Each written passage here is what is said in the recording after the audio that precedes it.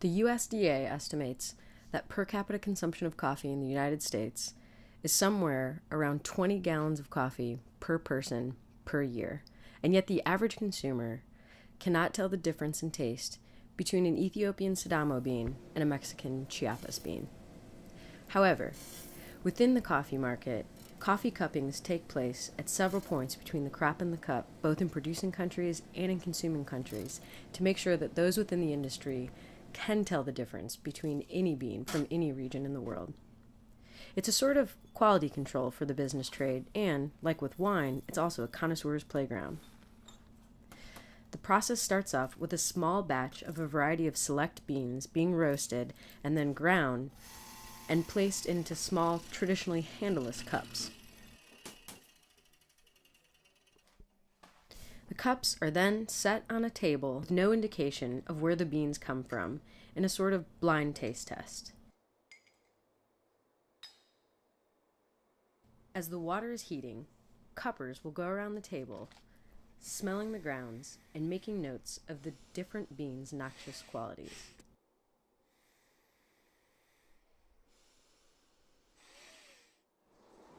Let's do that.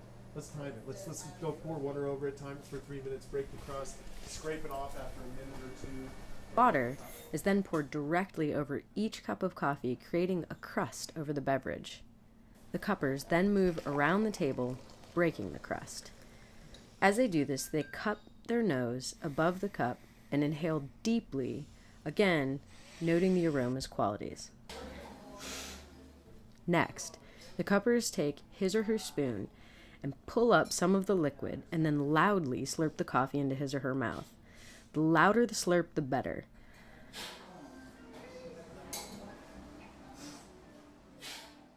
Then, it's immediately spit out and a second slurp is taken in, which is actually considered the true taste test. These qualities are also noted.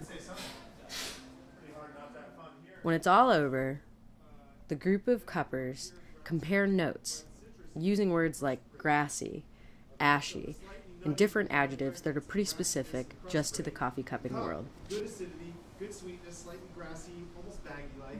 Good sweet finish, cool stage, had a little more peanutty. So you see these trends of something's not quite right. After notes are compared, the room is cleaned up and all that coffee is dumped down the drain.